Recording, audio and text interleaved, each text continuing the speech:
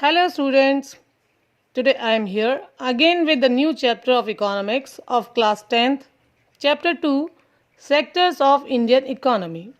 Students, an economy is best understood when we study its components or sectors. Sectorial classification can be done on the basis of several criteria. In this chapter, we will try to understand these following topics. First of all, we will classify the sectors on their different economic activities. Means we will study classification of sectors, and in second topic, comparison of various sectors. Next, we will try to understand historical change in sectors, then rising importance of the tertiary sector in production or comparing the three sectors between 1973 and 2003. Then we will study classification on the basis of ownership and classification on the basis of employment. And at the last, we will try to understand the concept of unemployment and its types. So let us begin the chapter by understanding basic of this chapter, that is how the sectors of Indian economy is divided. Let us look at the three pictures on the slides. You will find that people are engaged in various economic activities. Some of these are activities producing goods, some others are producing services. These activities are happening around us every minute, even as we speak. How do we understand these activities? One way of doing this is to group them or to classify them by using some important criterion. So let us group them, and when we group these sectors, it is termed as these groups. Actually, these groups are also called as sectors. So let us understand these sectors in this video. There are many activities that were undertaken by directly using natural resources. What are natural resources? Which is available in our environment. But let us take an example. The cultivation of cotton. It takes place within a crop season for the growth of the cotton plant. We depend mainly but not entirely on natural factors like rainfall, sunshine and climate. The product of this activity, cotton, is a natural product. Similarly, in the case of an activity like dairy, we are dependent on the biological process of the animals and availability of the fodder. So, the product here is milk, which is natural product. Similarly, minerals and ores are also natural products. When we produce a good by exploiting natural resources, it is an activity of the primary sector. So, we have understood what the first very basic sector, that is primary sector, and all the products which is available in this sector is grown by the natural process, and that is why it is also termed as agricultural. Now, students, we will try to understand the other second sector, that is secondary sector. What is it? The secondary sector covers activities in which natural products are changed into other form through way of manufacturing that we associate with industrial activity. So, it is the next step after primary. The product is not produced by nature but has to be made, and therefore some process of manufacturing is essential. This could be in a factory, a workshop or at home. For example, using cotton fiber from the plant, we spin yarn and weave clothes. Using sugarcane as a raw material, we make sugar or gur. We convert earth into bricks and use bricks to make houses and buildings. Since this sector gradually became associated with the different kind of industries that came up, that's why it is also called industrial sector. After this sector, let us understand the third sector of our economic activities, that is After primary and secondary, there is a third category of activities that falls under tertiary sector and is different from the above two. How it is different? These are activities that help in the development of primary and secondary sectors. So, these activities by themselves do not produce a good, but they are an aid or a support for the production. For example, goods that are produced in the primary or secondary would need to be transported by trucks or trains and then sold in wholesale and retail shops. At times, it may be necessary to store these in godowns. We also may need to talk to other over telephone or send letters or borrow money from banks to help production and trade. Transport, storage, communication, banking, trade are some example of tertiary activities. So students, since these activities general services rather than goods, the tertiary sector is also called as service sector.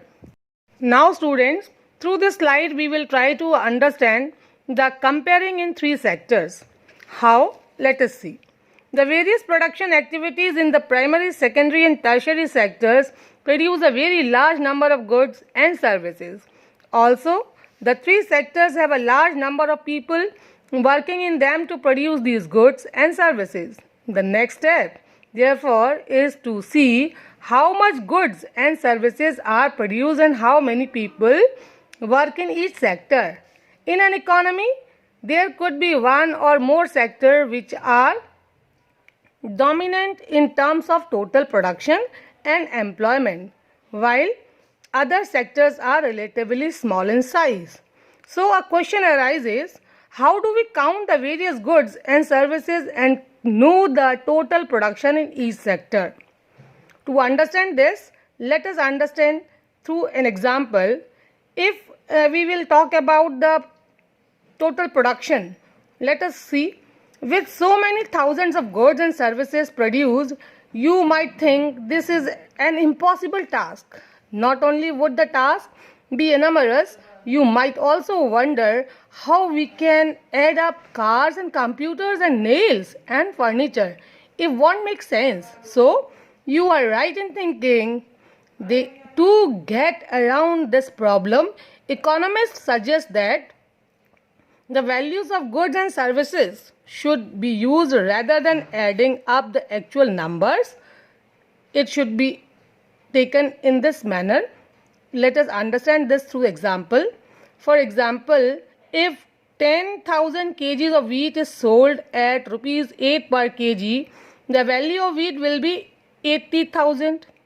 The value of 5,000 coconuts at rupees 10 per coconut will be rupees 50,000. Similarly, the value of goods and services in the three sectors are calculated and then added up. So remember, there is one precaution one has to take. Not every good or services that is produced and sold needs to be counted, because it makes sense only to include the final goods and services. That's why always we are including the final goods value in the national income. So children, now let us take another instance. A farmer who sells wheat to a flour mill for rupees 8 per kg. The mill grinds the wheat and sells the flour to a biscuit company for rupees 10 per kg. The biscuit company uses the flour and things such as sugar and oil to make 4 packets of biscuits. It sells biscuits in the market to the consumer for rupees 60, means rupees 15 per packet. Biscuits are the final goods, that is, goods that reach to the consumer. Students, let us understand why are only final goods and services counted. In contrast to final goods, goods such as wheat and the wheat flour in the example are intermediate goods. Intermediate goods are used up in producing final goods and services. The value of final goods already includes the value of all the intermediate goods that are used in making the final good. Hence, the value of rupees 60 for the biscuit is the final goods already includes the value of flour rupees 10. Similarly, the value of other intermediate goods would have been included. To count the value of flour and wheat separately is therefore not correct, because then we would be counting the value of the same thing a number of times. First as wheat, then as flour, and finally as biscuits. Therefore, the value of final goods and services produced in each sector during a particular year provides the total production of the sector for that year. So here a new concept comes again, which you people are familiar, that is GDP. Let us understand this concept. What is GDP? GDP means gross domestic product of a country. It is the value of all final goods and services produced within a country during a particular year. GDP shows how big the economy is. Let us understand by taking the example of India. In India, the mammoth task of measuring GDP is undertaken by a central government ministry. This ministry, with the help of various government departments of all the Indian states and union territories, collect information relating to total volume of goods and services and their prices, and then estimates the GDP. So, this is about the gross domestic products. In the next topic, we will study what are the historical changes in this sector. Let us begin. As the method of farming changed and agriculture sector began to prosper, it produced much more food than before. Many people could now take up other activities. There were increasing number of craftspersons and traders. Buying and selling activities increased many times. Besides, there were also transporters, administrators, army, etc. However, at this stage, most of the goods produced were natural products from the primary sector, and most people were also employed in this sector. So, generally, what we have found, it has been noted from the histories of many now developed countries that at initial stages of development, primary sector was the most important sector of economic activity. Let's give a look about the change. Over a long time, more than 100 years, and especially because new methods of manufacturing were introduced, factories came up and started expanding. Those people who had earlier worked on farms now began to work in factories in large number. They are forced to do so. As you read in your history chapters, people began to use many more goods that were produced in factories at cheap rates. Secondary sector gradually became the most important in total production and employment. Hence, over time, a shift has taken place. This means that the importance of the sector had changed. Means in the very beginning we have understand which sector was at the topmost, that was primary, then the secondary sector comes, and now let us talk after those 100 years when it has been passed, there has been a further shift from secondary to tertiary in developed countries. We are talking about developed countries. The sector means the service sector has become the most important in terms of total production. Most of the working people are also employed in the service sector. This is the general pattern observed in developed countries. So, what is the total production and employment in three sectors in India over the years? Have there been change similar to the pattern observed by the developed countries? Let us understand this in the next section.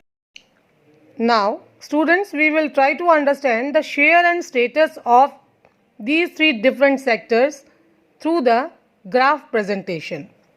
See, in the first graph, GDP by primary, secondary and tertiary sectors has been shown, which shows that the production of goods and services in the three sectors.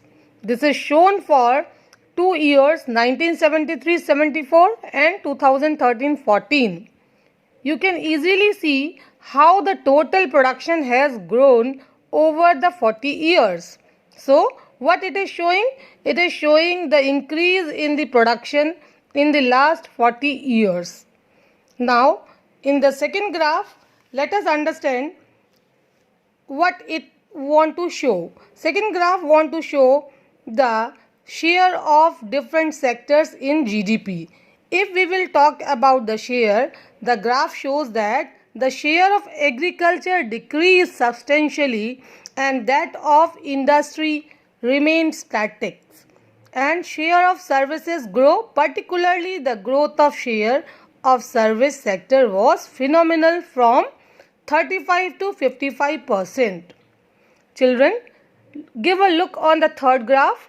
It is showing that the share in providing employment was not in the time tune with the share in GDP.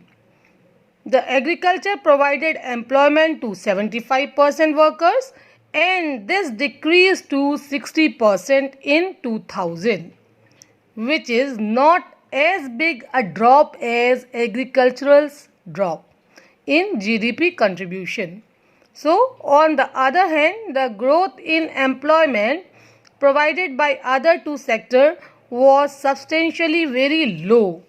After seeing these three graphs, we can do the analysis, or we can say the observation of graphs says, as a result, more than half of the workers in the country are working in the primary sector, mainly in agriculture, producing only a quarter of GDP. In contrast to this, the secondary and tertiary sectors produces 4/5 of the produce, whereas they employ less than half of the people. Does this mean that the workers in agriculture are not producing as much as they could? This all we will try to understand through the unemployment topic. But before this, let us understand the further topic, that is our division of sector on the basis of their working condition. So, this division can be done in two manners, organized and unorganized.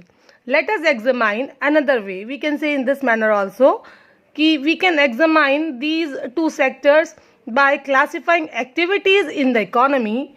This looks at the way people are employed. What are their working conditions?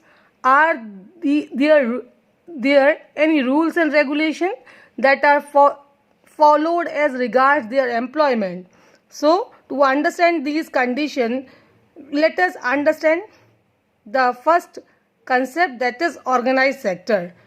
Children, the organized sector means the sector which covers those enterprises or places of work where the term of employment are regular and therefore people have assured work.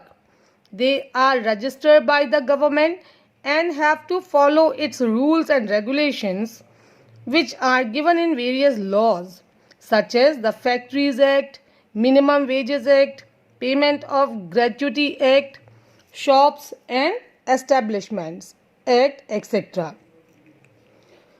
It is called organized because it has some formal processes and procedures. Some of these people may not be employed by anyone but may work on their own, but they too have to register themselves with the government and follow the rules and regulations. So, the workers in the organized sector enjoy security of employment. They are expected to work only a fixed number of hours. If they work more, they have to be paid overtime by the employer. They also get several other benefits from the employers. So, what the things we have covered in this organized sector? Fully safe and secure for the working people, means employment is secured. But now let us see the other part of this sector, which is termed as our unorganized sector. What do you mean by unorganized sector?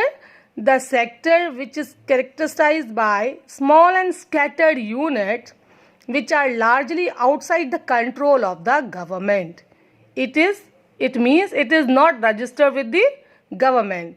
There are rules and regulations, but these are not followed. Jobs are here and low paid and often not regular.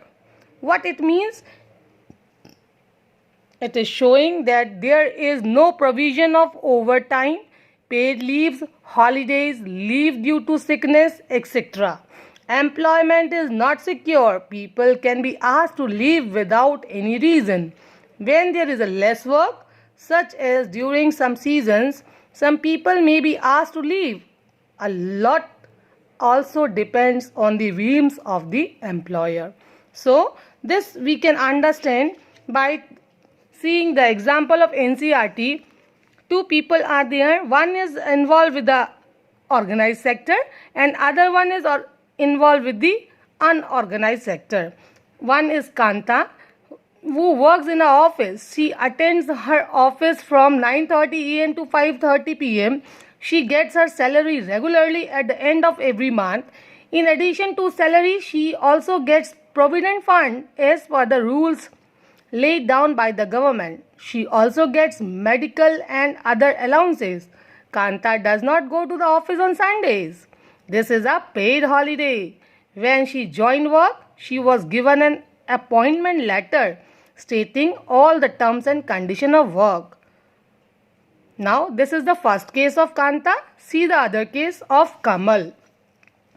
Kamal is Kanta's neighbor. He is a daily wage laborer in a nearby grocery shop.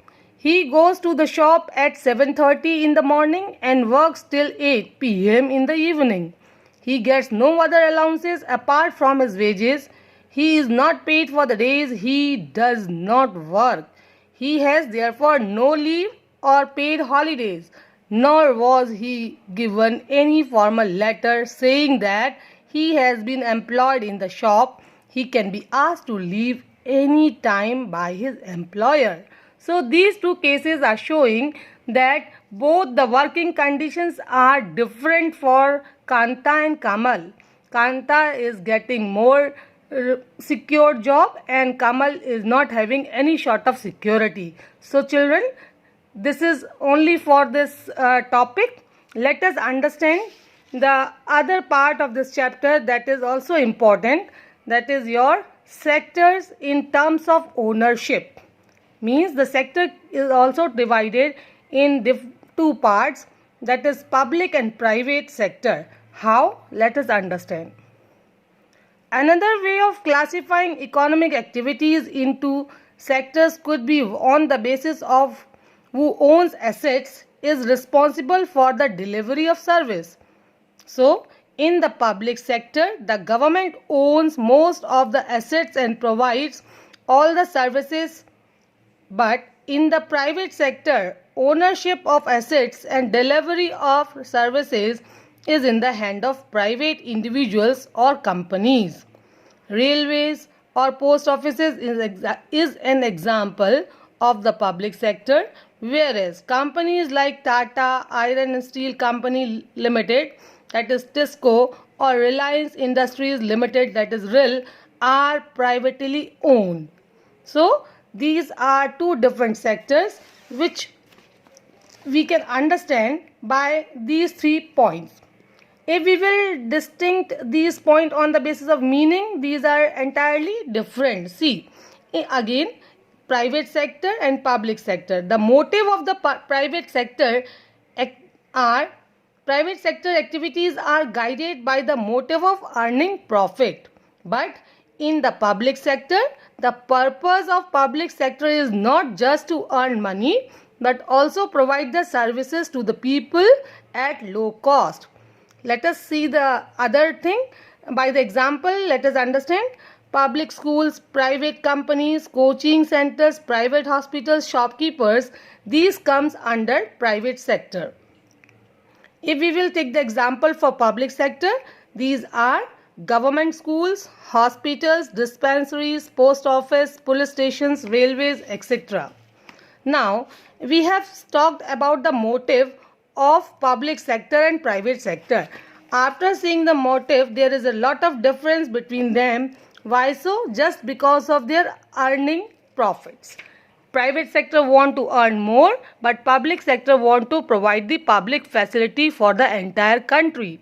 So, by summing up these words, I want to clear you one thing, that to understand these all sector, whatever we have studied from the very beginning of this video, we have to understand what are the different sectors, how it has been classified, how we compare the three different sectors, and how to calculate the GDP, why intermediate goods are not included. These all are the few important topics which has to be kept in your mind. So children, this is only about this chapter. Keep learning, enjoy this online teaching. Thank you.